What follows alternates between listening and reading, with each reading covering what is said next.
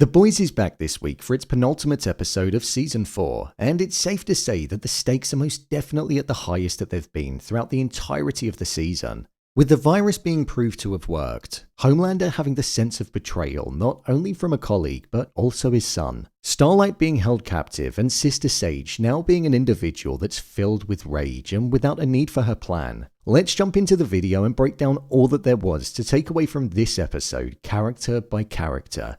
So let's get into it. Here is The Boys Season 4, Episode 7, Ending Explained. Just to let you know, this video will contain spoilers. Butcher. Following the revelation in last week's episode of Joe Kessler being revealed to be a hallucination that represented the dark side of Butcher's mind and how he used to be in the past, that revelation actually pushed Butcher more towards wanting to lean away from it, something that did actually surprise me. He revealed to the boys that he had Samir held captive and that he wanted to make the virus strong enough to kill Homelander, but in order to do that, they needed to alter it slightly, otherwise it would launch a pandemic into the world. So he got help from Mallory to get Frenchie out of jail, kind of like what we saw him promising Stan Edgar a couple of episodes back. Personally, I don't know if I really agree with how easy that was. Frenchie had a strong arc this season of wanting to face his past and pay for the crimes that he committed. But I think the weight of it was lost slightly in the sense that he didn't actually pay for them at all, was missing for just one episode and was now back, and he didn't even seem as regretful as before. But we'll get to Frenchie in the latter section. Butcher was reinstated as the leader of the boys following Mother's Milk wanting to step away due to the panic attack that he had in the previous episode, and Butcher led them to go and find the person that was hired by Sister Sage to carry out the attack on Singer on the 6th. This was where we were introduced to a soup shapeshifter.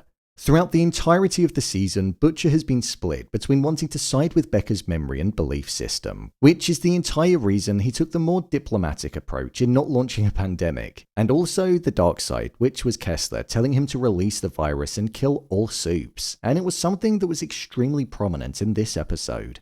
Butcher's taking the kinder approach and only killing the targets that he feels he needs to because he believes that he's saving Ryan by doing so and fulfilling Becca's dying wish. If Butcher were to kill all soups, that would make him no better than the very person that he wants to destroy, Homelander, and that's probably the last person that he wants to be compared to.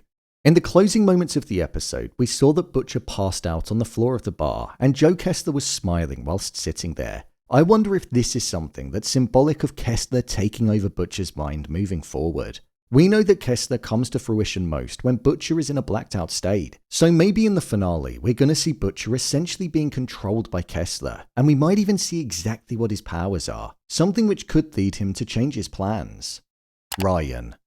The last time that we saw Ryan, he was mirroring Homelander with the destructive behaviour and the evil tone that he had. However, this time round, we saw that the human side within him, the side which was made from Becca, was rising to the surface. He was participating in a Christmas special for Vought, and they were essentially getting him to sing a song that indoctrinated children into reporting the people that they cared about, their family members and friends if they were Antifa, people who hated soups. This would probably tie into the wider plan of putting those people into internment camps. However, Ryan didn't agree in the slightest. Ryan yearns for a father figure that's there for him, and in episode 5, Homelander said that all he cared about was Ryan and himself. But he hasn't really reflected that statement, as he's not been there for his son at all. He even left him a voicemail where he wanted Ryan to do something that he was uncomfortable doing, which was singing the song on the Christmas special, showing that he wasn't that supportive of him or actively listening to what he said. Ryan was walking around an empty apartment, a home that had no love within it, but what it did have was a load of presents.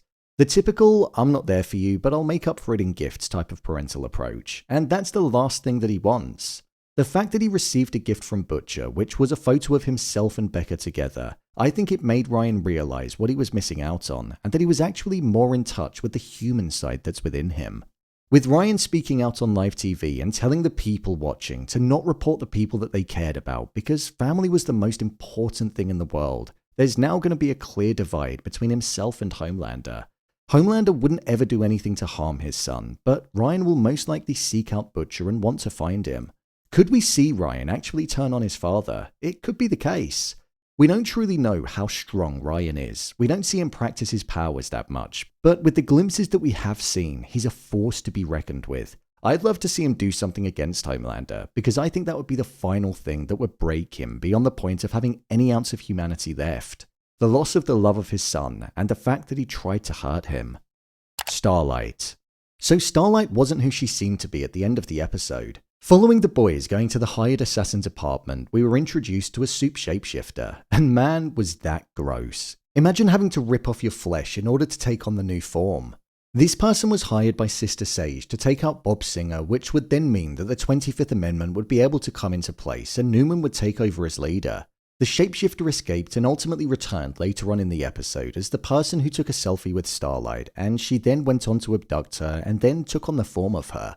It seemed like she was after the files that Huey was copying in the earlier part of the episode, the files which contained the information on Victoria Newman, everything that went down at Red River, and the fact that she was a soup. With that evidence gone, it could mean that Newman could now essentially kill them if she wanted to, as there's now no hold over her. Starlight was still going through her identity crisis, but it wasn't as heavily leaned into in this episode. There was just the odd moment. For example, when she found out that Huey kept her suit when she threw it out, and also when the shapeshifter asked for a selfie and referred to her as Starlight, you could tell that she didn't really like being referred to as that. Her fight with the Deep was one that was long on the horizon due to the history that they had together, and she absolutely murked him.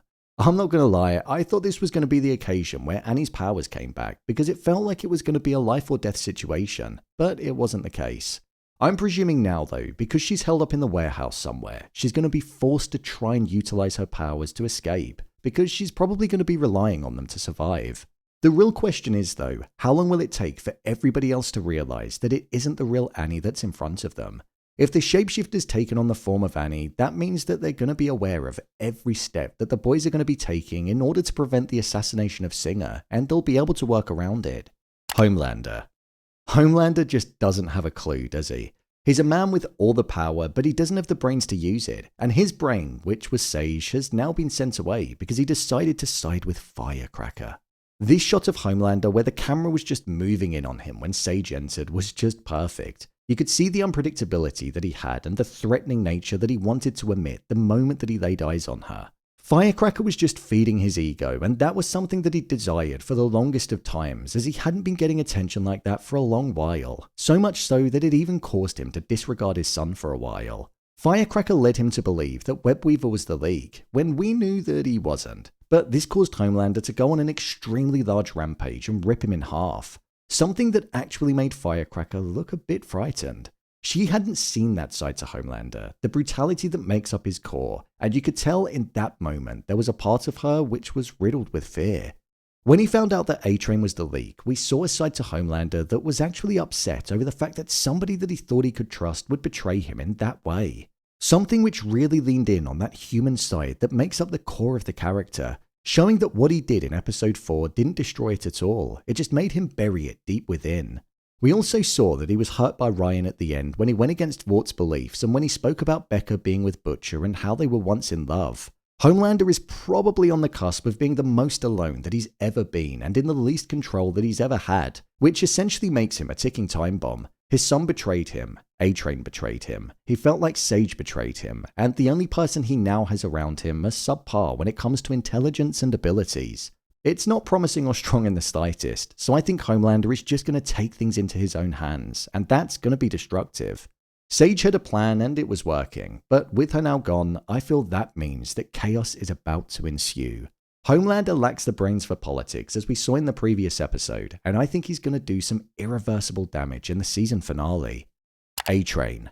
I absolutely loved it when A-Train burst into the boys' HQ and sided with the boys when he attacked the Deep and Black Noir. A-Train has actually been a proper hero in this season of the show, and his conversation with Mother's Milk was something which really encapsulated everything that had been going on in his mind.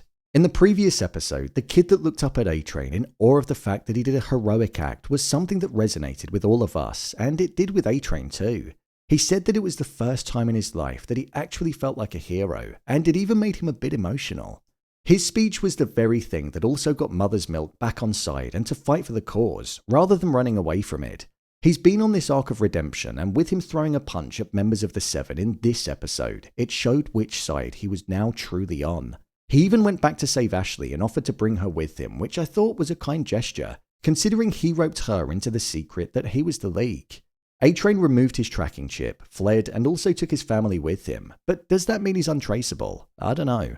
He gave the speech to Mother's Milk about how Homelander and everything that's going on would follow him to Belize. So surely A-Train will listen to his own advice and return to the fight when he's needed, because he's actually able to make a difference in it. That's probably where I imagine he's gonna die. In the next episode, siding with the boys in trying to prevent the assassination attempt from taking place. He knows that he's now a true hero, and I don't think he'll be able to just sit back and hide whilst the others are risking their lives. Frenchie and Kimiko. Frenchie and Kimiko have mirrored arcs, and it was during this episode where we saw why it was that they probably have a deep-rooted connection. They both have trauma from many years ago which still impacted their mind in the present day. We found out in this episode why it was that Kimiko didn't speak, and it was because when the Shining Light first took her, they put her into a fight to the death, and whoever spoke first was the loser and would be killed. So after winning the fights and killing many people, she simply lost the ability to speak due to the guilt that she had. Frenchie was pardoned from jail in this episode as Butcher wanted him to work with Samir on making the virus less contagious but keeping its potency, something which he believed Samir was doing. But Samir actually stuck it into Kimiko's leg and fled, which meant that Kimiko's leg had to be chopped off to be saved. With the virus being within Kimiko's amputated leg, they now have a way of being able to weaponize the virus, but their target has changed because the potency wasn't high enough. So it looks like the boys are going to be going after Newman in the season finale. If Samir makes it to Newman, he could reveal all of what he's been doing to her, which would jeopardize the plan. And with the evidence being gone, she may also look to embark on a bloodbath. Surely A-Train could use his powers and get the virus into Newman by just moving quickly. It's definitely an option for sure. The Deep. What's hilarious about the Deep is that he killed his octopus that he actually cared about in order to have fun with Sage, when she was actually doing what she was doing with him with Black Noir as well. So now the Deep is all alone and he has nobody. The killing of Ambrosius hit hard with the Deep, and it made him have a sense of anger that he wanted to carry out.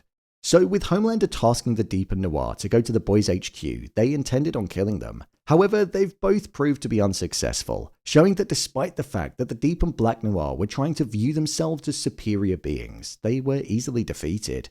The Deep was lucky that he didn't find himself wound up dead, and with the both of them limping through the corridor at the end, it showed that they did actually take a proper beating. So their places in the Seven don't feel the most justified, and you can see why Sage questioned Homelander and why he sent those two people of all of them. Sister Sage. Sister Sage didn't have a large involvement in this episode, but her inclusion in her final scene was something that I felt was really important. Something I found hilarious was the fact that she has the intelligence to know what people are going to do and the actions that they're going to take. But when Firecracker revealed that they killed Webweaver, she didn't know that they were going to do that and was genuinely confused. Almost showing that when Firecracker and Homelander are together, they're so dumb to the point where they become extremely unpredictable. When Homelander found out that Sage knew about A-Train and that it was part of her plan, he got rid of her. And following him doing that, she said the line, "You said you'd listen to me." To me, this felt like it was stemming back to her conversation that she had with Newman about how nobody ever took her seriously and listened to her, despite the fact that she was the smartest person in the room. She also said the line about how there would be one person that Homelander would never be able to defeat without her help. This could be interpreted in two different ways. One could be Butcher, because she knows that that is the person that Homelander wants to defeat more than anybody. Or she could be referring to himself and the person that he wants to kill inside of himself. Getting rid of Sister Sage is going to be a problem for Homelander, because there are now no more brains. Could this fuel her to want to side with the boys? I'm not 100% sure, but it seems like she wants anybody that will listen to her. And if they're willing to listen to her intelligence, then maybe she just might. However, her hatred for humans might get in the way of that. She had no attachment to the superhero life as she stepped away from it many years ago, so it's going to be interesting to see what she's going to do next. My review of the episode.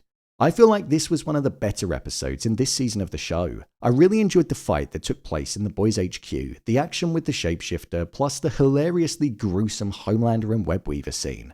It felt like this episode set up the season finale to be all about preventing the assassination of Bob Singer, and it will now also probably be paired with trying to save Starlight too. Butcher looks like a broken man, and the acting that he's doing with his eyes is something that I'm really impressed with. He looks tired, he lacks enthusiasm, and you can tell that he's genuinely struggling, but he has this desire to carry out the love of his life's dying wish. As per usual, the cast did a great job in their roles, with Butcher, Homelander, and Starlight stealing this week's episode. I also thought the scene with Frenchie and Kimiko was nice too. It provided more clarity, and it highlighted the true bond that they have with one another. I have no sympathy for Ashley in the slightest. I thought her change of character and mood in this episode felt a bit strange and abrupt. It kinda just happened out of the blue. Never have we seen her have an ounce of sympathy, remorse, or regret over anything bad that she's ever done, and in this instance, it was amplified. I didn't quite buy it. The only way I can buy into it is because it was maybe for selfish reasons, and the fact that she now felt as though she was trapped and in a corner where she couldn't leave and had blood on her hands. Has this season of The Boys been as good as the previous ones? So far, I don't think so, but it's still been an incredible piece of television. I've been hooked every week, and it's one of the few shows that I look forward to getting released every week. With only one episode to go, it does feel like this season has absolutely flown by, but it does seem to have taken on some kind of identity towards the end of it. Now it seems to be about the assassination and the virus being created. Is Newman going to be safe? Is Singer going to survive? And is Butcher going to make it out of this season alive? Surely one of them has to go, right? I suppose we'll find out next week. So, there you have it. The Boys Season 4 Episode 7 Ending Explained.